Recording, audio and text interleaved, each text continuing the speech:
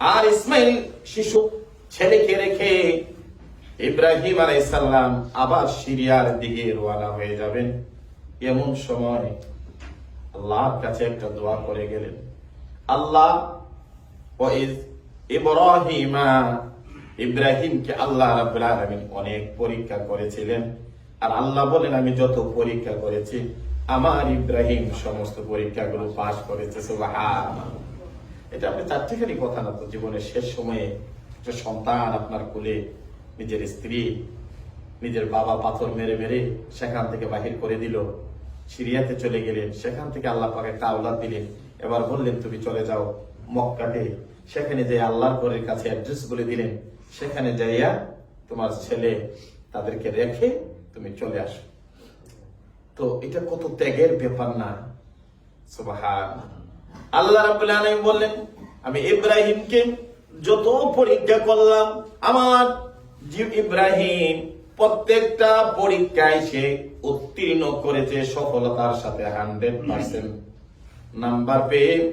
ইব্রাহিম নবী কোথাও একটু পাসপা হয় নাই। যখনই আল্লাহ পরীক্ষা করেছেন তখনই ইব্রাহিম আলাইহিস সালাম পরীক্ষা পাস করেছেন। সুবহানাল্লাহ।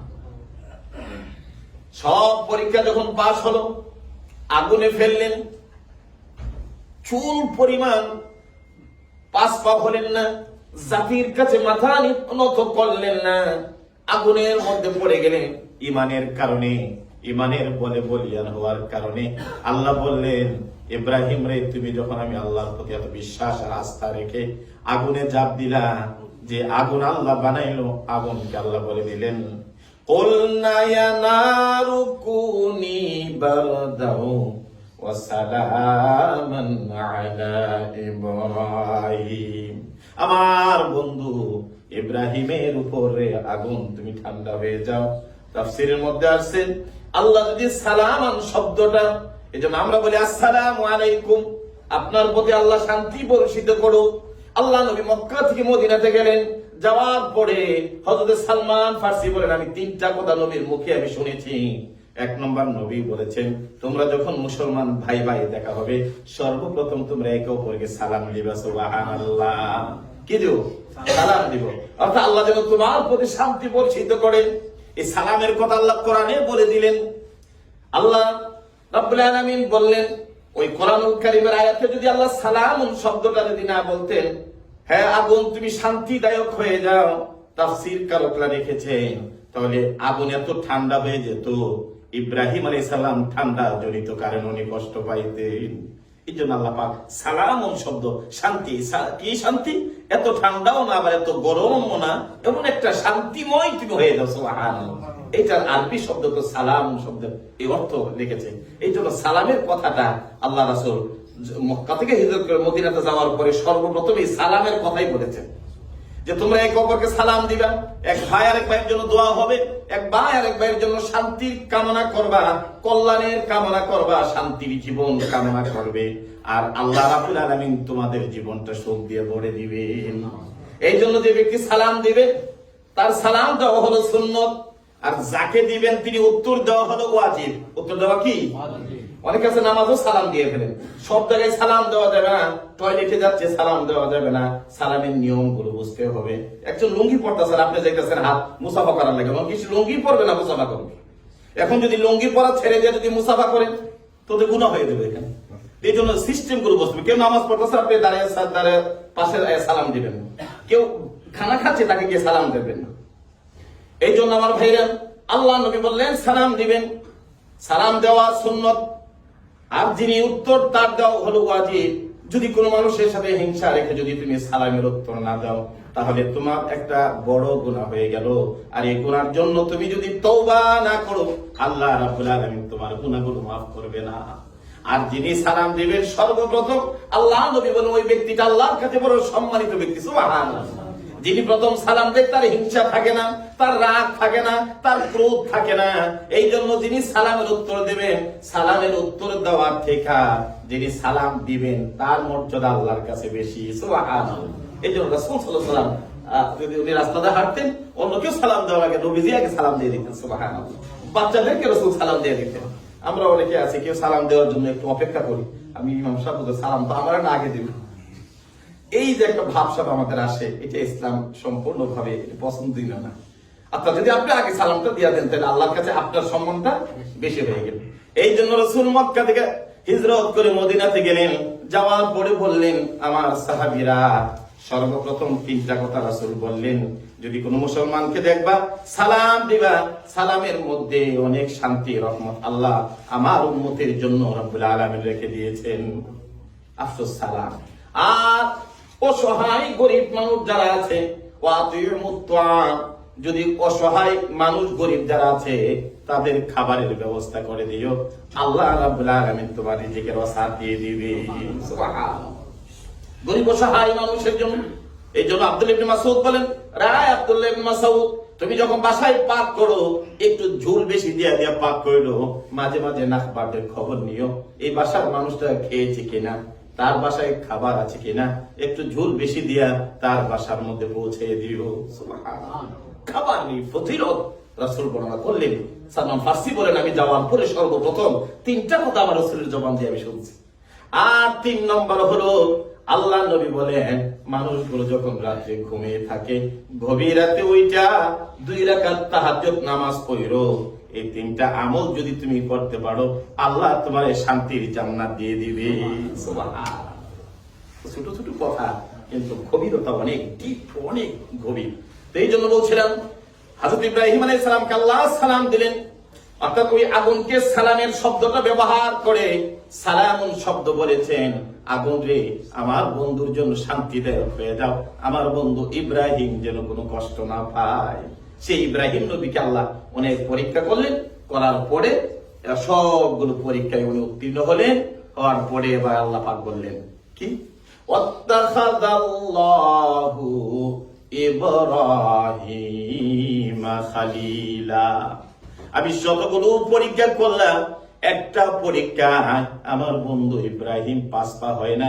এই জন্য ইব্রাহিম, আমি আল্লাহ রাব্বুল আলামিন তোমারে আমার বন্ধু বানাইলাম। ওয়াত্তাখাযাল্লাহু ইব্রাহিমা খালিলা। এই খালিল শব্দের অর্থ হলো বন্ধু। তাহলে ইব্রাহিম আল্লাহর বন্ধু, আর আমাদের নবীও আল্লাহর বন্ধু। তাহলে বন্ধু বন্ধুর মধ্যে পার্থক্য আছে।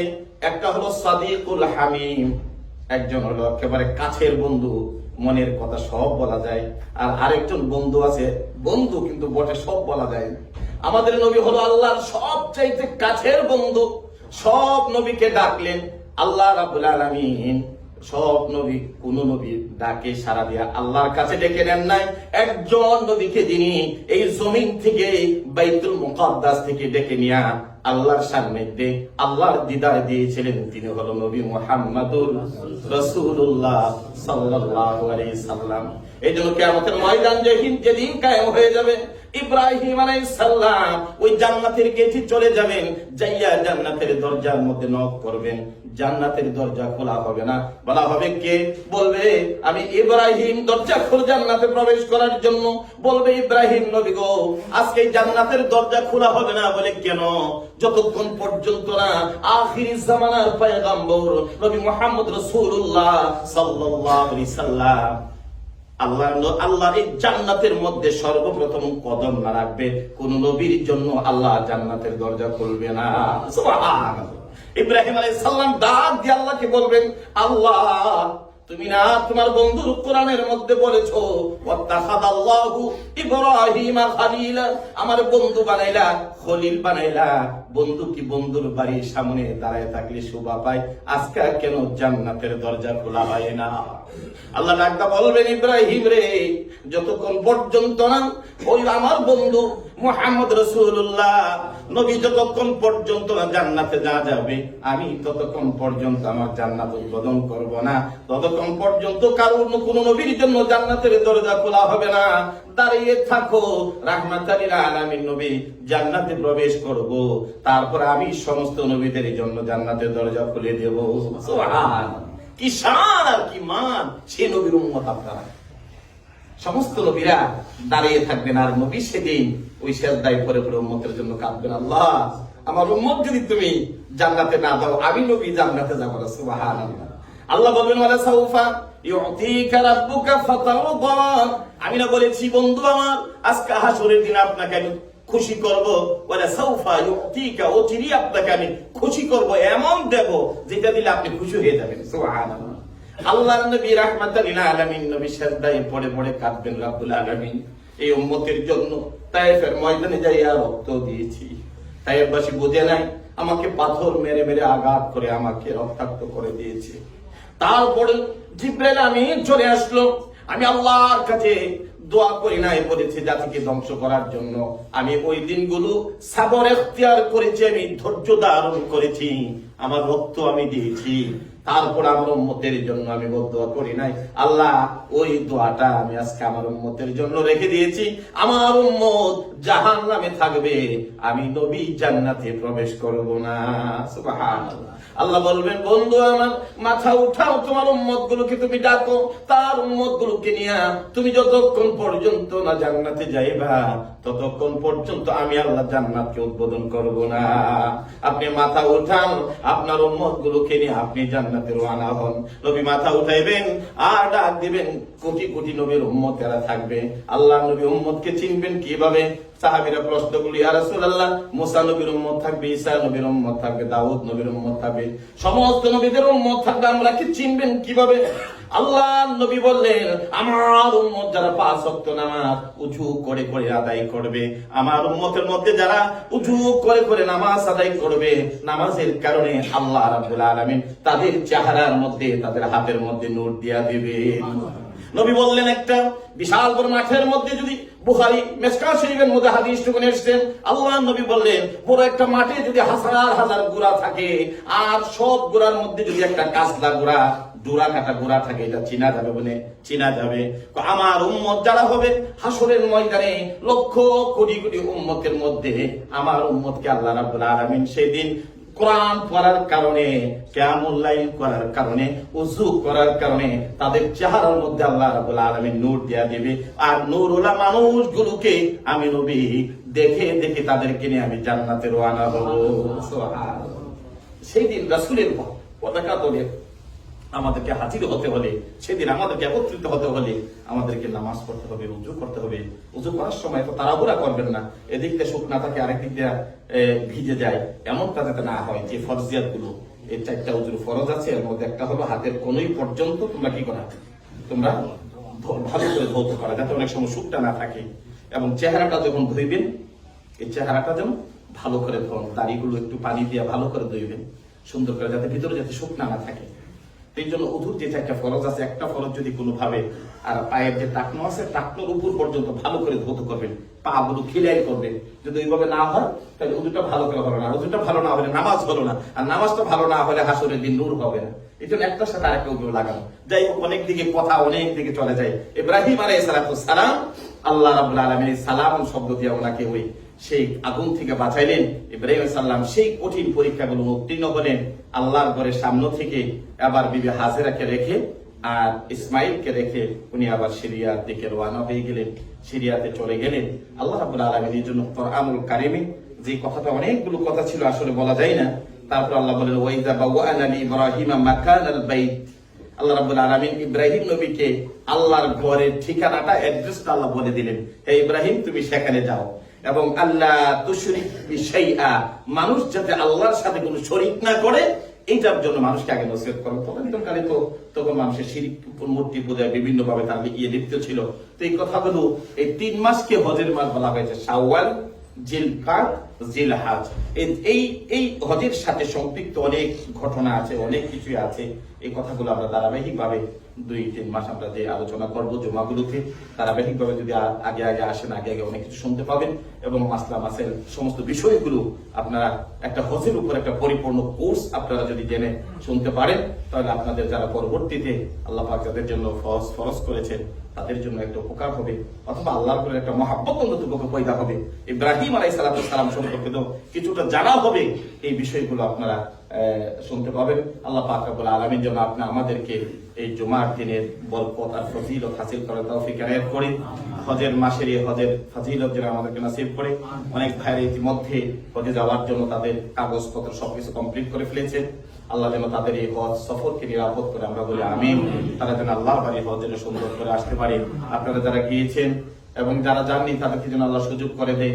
হজ আল্লাহ পাক রব্বুল আলামিন ফরজ করেছেন যাদের উপরে, আপনারা এই ফরজিয়াত গুলো যত দ্রুত আপনারা ইনশাআল্লাহ এটা আদায় করবেন। কাদের উপর হজ ফরজ? 7 ব্যক্তির উপর হজ ফরজ। এই 7টা প্রবলেম যদি না থাকে ওই সমস্ত ব্যক্তিদের উপর, আপনি যদি আসা যাওয়ার 1 নম্বর হলো, যদি আপনি মক্কা মদিনাতে আসা যাওয়ার এবিলিটি, সেই সামর্থ্য যদি থাকে, আপনি যদি সুস্থ থাকেন, আপনার জ্ঞান বুদ্ধি যদি ভালো থাকে, তাহলে আপনার উপর ফরজ। বার্লিনেতে এমন একজন নাই যে তার কাছে এই অর্থ নাই যে আল্লাহর বাড়িতে আসা যাবে। এটা উমরা না, এটা হজ, হাজ।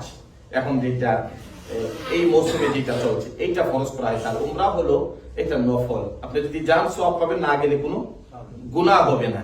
আর রাসূল বলছেন, উমরার ব্যাপারে উৎসাহ করে বলছেন, এক উমরা থেকে আরেক উমরা পর্যন্ত আল্লাহ পাক তার 1 বছর গুনাহ মাফ করে দেয়। সুবহানাল্লাহ। এই জন্য আল্লাহ বলছে আতিমুল হাজ্জা ওয়াল উমরাতা, তোমরা আল্লাহর জন্য হজ এবং উমরা করো। সুবহানাল্লাহ।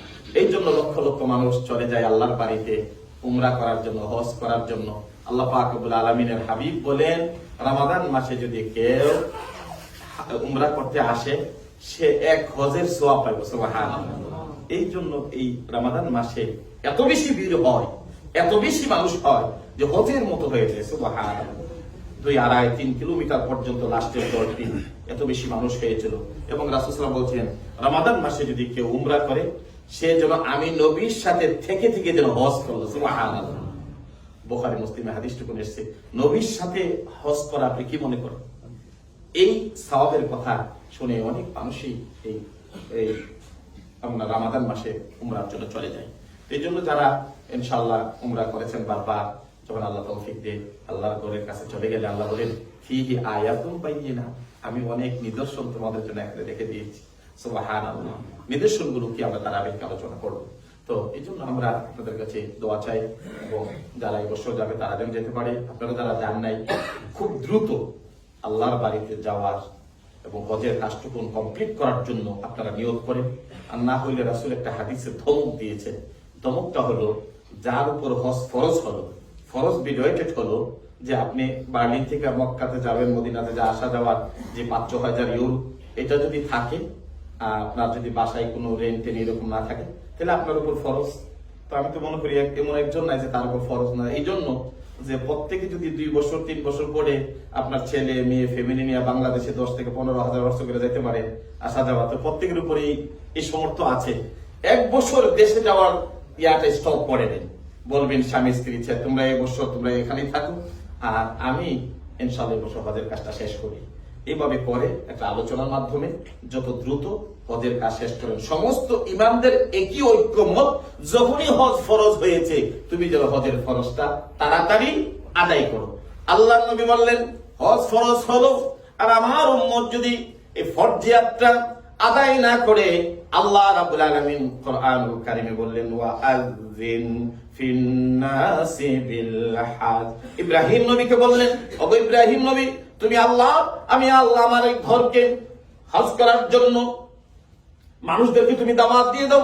ইব্রাহিম আলাইহিস সালাম আবু কুবাইস পাহাড়ে 2টা রিওয়ায়াত এসেছে। আবু কুবাইস পাহাড়ে এখন গেলে এগুলো খুঁজে পাবেন না। গত কয়েকদিন আগে যে গেলাম, আবু কুবাইস পাহাড়ের উপর আজকে সৌদির গভর্নমেন্ট তাদের নিজস্ব বিল্ডিং রাজপ্রাসাদ বানিয়েছে, এবং বিশাল ওয়াল দিয়ে শত শত ক্যামেরা চতুর্দিকে, খালি বিল্ডিং গুলো দেখা যায়।